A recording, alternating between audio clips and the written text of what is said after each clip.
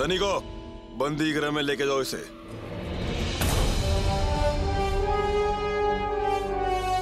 एकांत,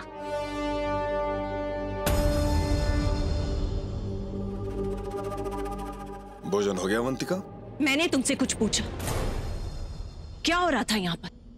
बात कर रहा था मूरा से। अब वो हमारी बंदी है ना, इसलिए उसे समझा रहा था। किस प्रकार से समझा रहे थे वो मैंने देखा, और तुम्हारी कुदृष्टि को मुझसे अच्छा कोई नहीं समझता।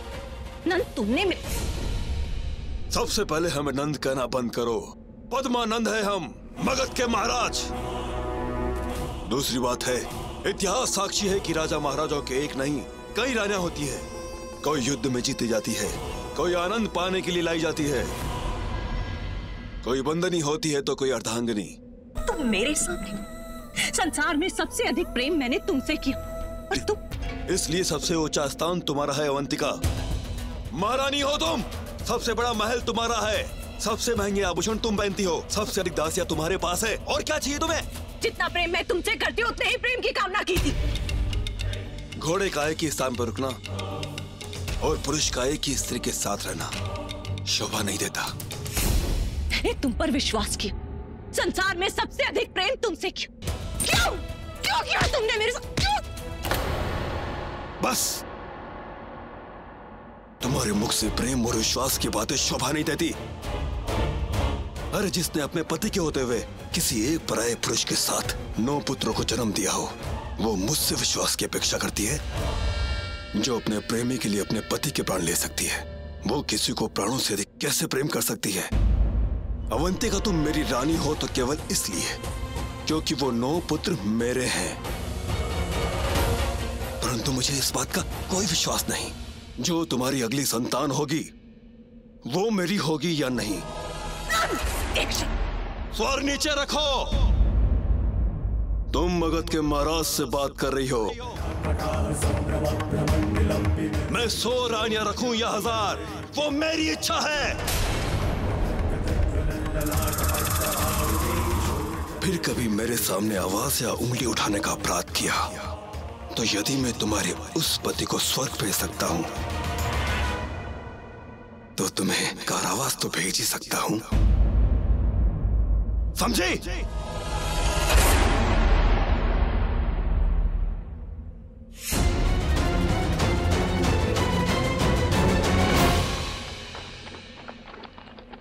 ना जाने किसका पाप उठा लाई।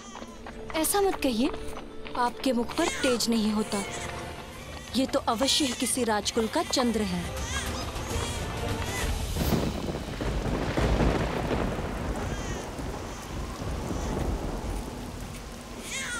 बालक के रोने की आवाज।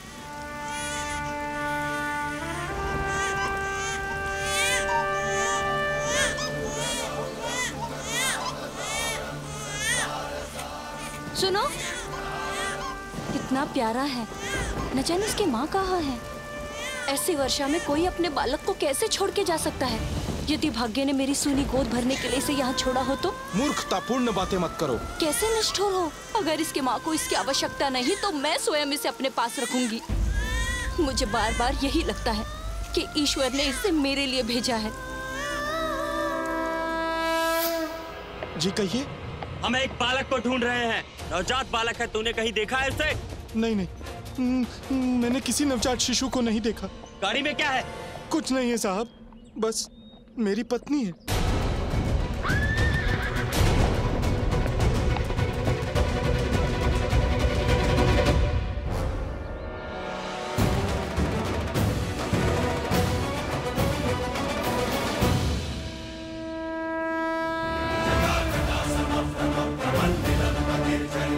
सुनो, इस तरह के बालक की कोई सूचना मिले तो हमें तुरंत बताना।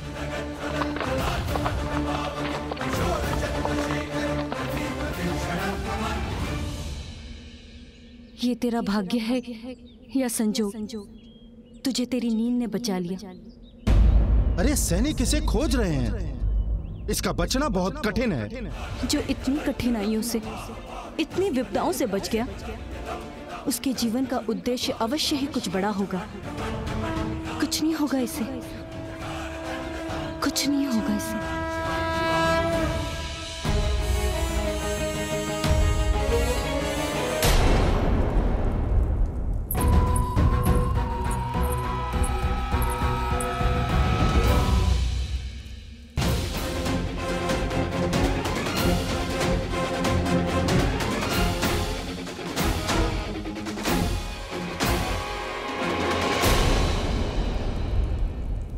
ये लो, रानी नहीं हो अब तुम, विधवा हो, विधवा, और मेरी दासी। और हाँ, तुम्हारा पुत्र वो भी मारा गया। कल रात नंद ने 49 नवजातों को मरवा दिया। उनमें से तुम्हारा पुत्र भी होगा। और तेरी बेटी छाया और उसके मामा को भी ढूंढ के मार देंगे जल्दी ही। और ये सब हुआ है मेरे कारण। मेरे ही कारण नंद मगध के सिंहासन पर बैठा। मेरे ही कारण तुम इस बंदी गृह में हो। क्रोध आ रहा होगा ना मुझ पर, मन कर रहा होगा मुझे मार डालो, है ना?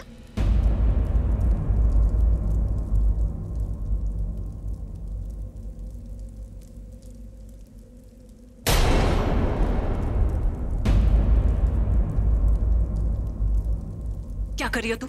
मुझे गले क्यों लगा रही हो? मैं तुमसे क्रोधित नहीं हूँ, बल्कि मुझे दया आ रही है तुम पे अवंतिका।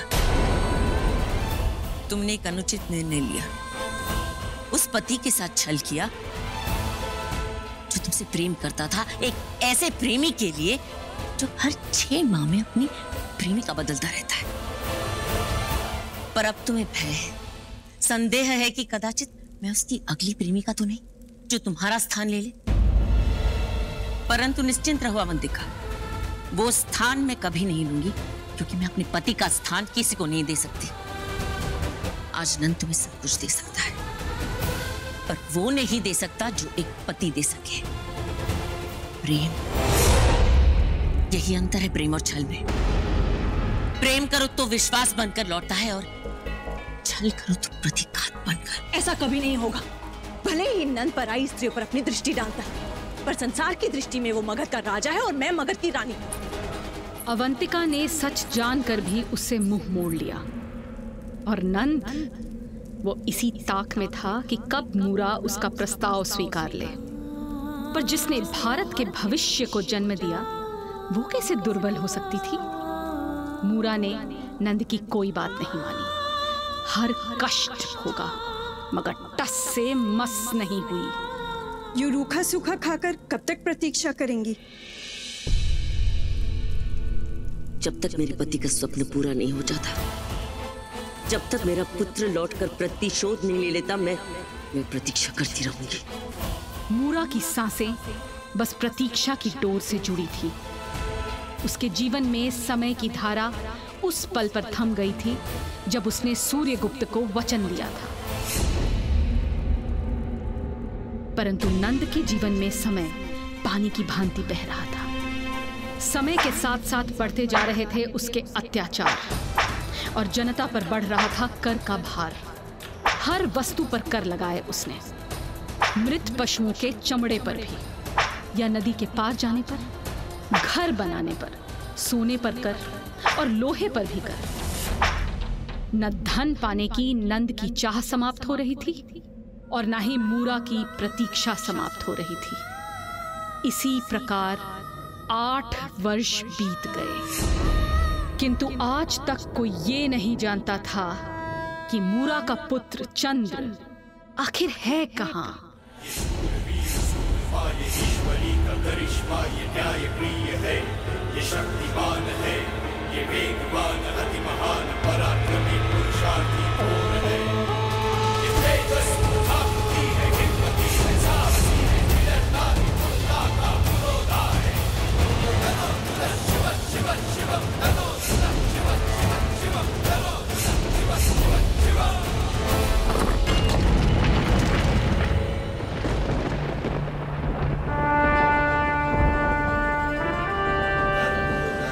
चंद्र, संभल के। आगे बढ़ो चंद्र, आगे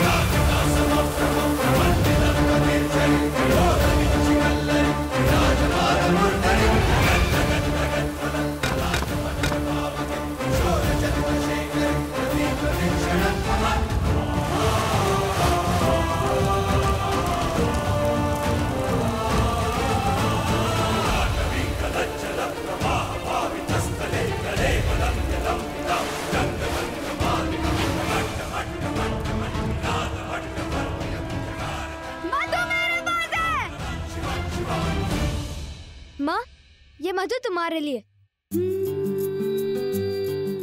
तुझे कुछ हो जाता तो? क्यों किया तूने ऐसे? तुम्हारे लिए माँ। तुम्हें मधु बहुत भाता है ना। इतना बड़ा संकट तूने मेरे लिए?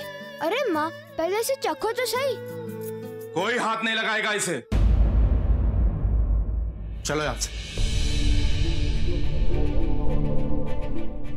कितना शुद्ध मधु, इसके तो कम से कम 3 पन मिलेंगे। नहीं पापा, ये बेचने के लिए नहीं है, ये मैं अपने माँ के लिए लाया हूँ। अच्छा ठीक है, मैं ये मधु नहीं बेचूंगा, परंतु कल से तुझे रोज मेरे लिए ऐसा मधु लाना पड़ेगा जिसका मैं व्यापार करूंगा। लाएगा ना? इसके घाव देखे आपने? हर दिन ऐसे घाव लाएगा मेरा पुत्र? अगर भोजन खाना है तो घाव तो खाना ही पड़ेगा। अगर कल से मुझे शुद्ध मधु नहीं मिला, तेरा दाना पानी बंद। ये मधु लेकर नहीं आएगा। तू मेरी बात काटेगी?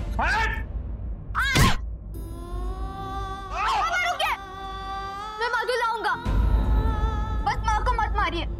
तुझसे अधिक समझदार तो ये है। क्यों रहती हो तुम इनके साथ माँ? जब देखो तुम्हें मारते रहते हैं, कितना भला बुरा कहते हैं। छोड़ क्यों नहीं देती है तुम इन्हें माँ? नहीं छोड़ सकती चंद्र। क्यों नहीं माँ? प्रेम करती हूँ मैं उनसे, बहुत प्रेम करती हूँ, और ये प्रेम ही मुझे शक्ति देता है सब कुछ सहने की। प्रेम से बुरा और कुछ नहीं होता। नहीं चंद्र, ऐसी बात नहीं करते। मैं जब तुम्हारे पिता से मिली थी तब वो ऐसे नहीं थे। बस इन दिनों उनका स्वभाव कुछ बिगड़ा हुआ है। उनका स्वभाव है तुम्हारा भाग्य माँ। तुम्हारे प्रेम ने उन्हें बिगाड़ा है।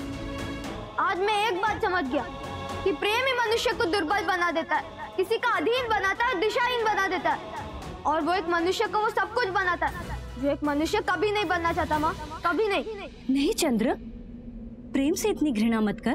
प्रेम ही होता है जो हमें जीने के लिए लक्ष्य देता है। प्रेम ही होता है जो दूसरों के लिए जीने के लिए शक्ति देता है। तू ये आज बात नहीं समझेगा, किंतु देखना, जिस दिन तुझे किसी से प्रेम होगा उस दिन तुम्हें इस माँ की बात याद आएगी। ये दिन कभी नहीं आएगा माँ, क्योंकि इस धरती पे ऐसा कोई नहीं है जिससे तुम्हारा पुत्र प्रेम करेगा। कोई नहीं होगा ऐसे जो मुझे दुर्बल बना सके माँ, कोई नहीं। और इस दुनिया में ऐसा कोई नहीं होगा जो मुझे इतना असहाय बना दे जैसे बाबा ने तुम्हें बनाया माँ। ऐसा कोई नहीं होगा जिसे जीतने के लिए मैं स्वयं को हार जाऊं। इस संसार में ऐसा कोई नहीं होगा जिसके लिए चंद्र अपना अस्तित्व खो बैठे। क्या हुआ महारानी? दाई माँ को शीघ्र बुलाइए। हाँ महारानी, समय आ गया है, हमें शीघ्र कहीं रुकना होगा। महाराज को सूचना देने के लिए किसी को भेज दो, प्रसव कभी भी हो सकता है।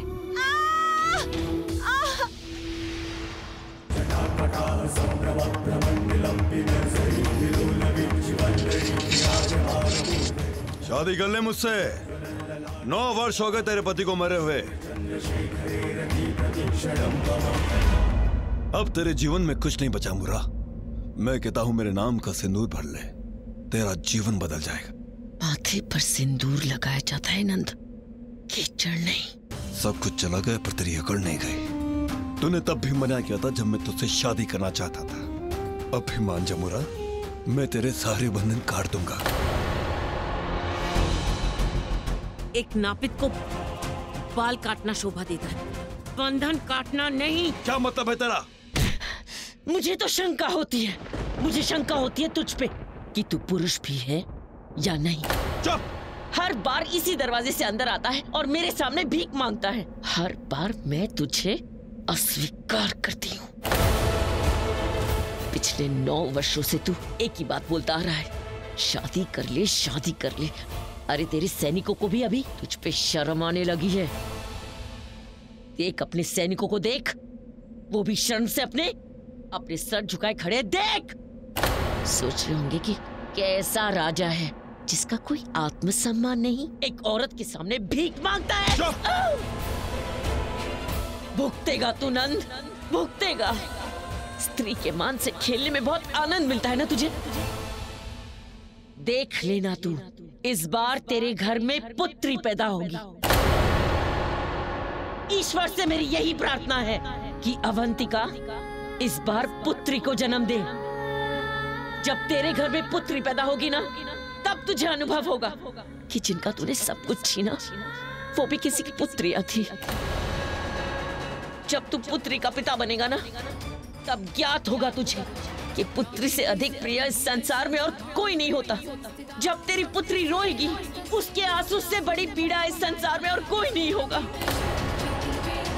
जब तेरी पुत्री का कोई अपमान करेगा, उस पर अत्याचार होगा, तब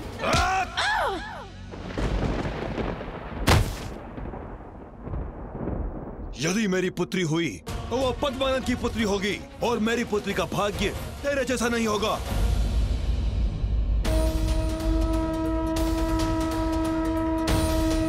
भाग्य क्या होगा ये तो तुझे समय ही बताएगा नंद। मैं देख रही हूँ, एक दिन वो भी वही सहेगी जो तेरे कारण मुझ जैसे स्त्रियों को सहना पड़ा। अपमान, पीड़ा, तिरस्कार, छल, तेरे कर्मों का फल तेरी बेटी भुगतेगी नापित। और तू भी वही सहेगा, वही लाचारी, वही अपमान जो उन स्त्रियों के पिता ने सहे, जिन पर तूने अत्याचार किया था। वो समय बहुत शीघ्र आएगा नंद। महाराज की जय हो। क्षमा चाहता हूँ महाराज, परंतु दाई माँ का संदेश है कि महारानी जी का प्रसव का समय अब आ गया है।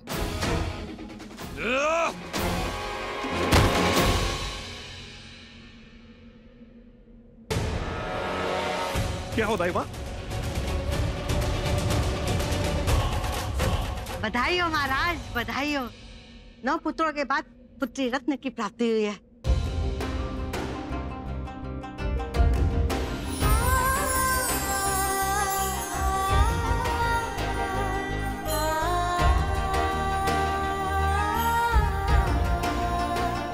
जब तेरे घर में पुत्री पैदा होगी ना, तब तुझे अनुभव होगा कि जिनका तूने सब कुछ छीना, वो भी किसी की पुत्रियां थी। जब तू पुत्री का पिता बनेगा ना, तब ज्ञात होगा तुझे कि पुत्री से अधिक प्रिय इस संसार में और कोई नहीं होता।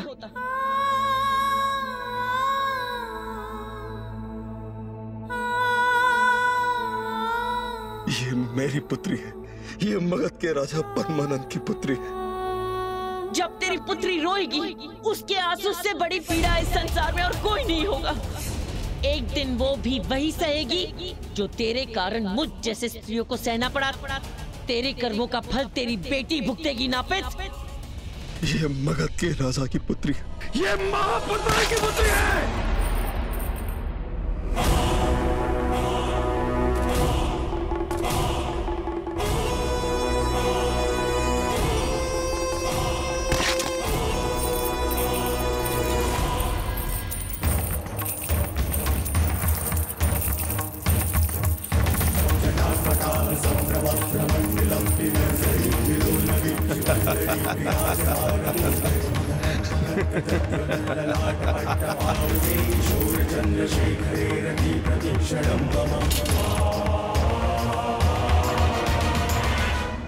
मेरी पुत्री अपने साथ भाग्य लेकर आई है, सोने की वर्षा लेकर आई है। आज से मेरी पुत्री का नाम होगा नंदिनी, नंदकांश, नंदिनी। नंदिनी की पितृभाव के कारण नंद के मन में पुत्री प्रेम जाग उठा।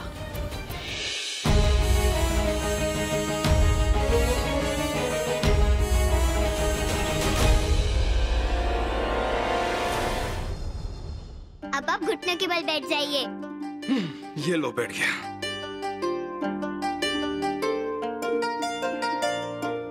बोलो क्या करना है? मेरी मदद कीजिए। अब ये क्या है नंदिनी? इसलिए ताकि आप छल न करें। अब आप 10 तक गिनिए, फिर हम जाके छिपेंगे और फिर आप हमें ढूंढना। आप सब ध्यान रखिए कि पिता हमारा छल न करे, और हाँ, कोई बताना मत कि आप कहाँ छिपे हैं। बेटी नंदिनी से पद्मानंद को प्रेम तो मिला, पर उसे ये पता नहीं था कि उसके कर्मों का फल नंदिनी को भुगतना पड़ेगा।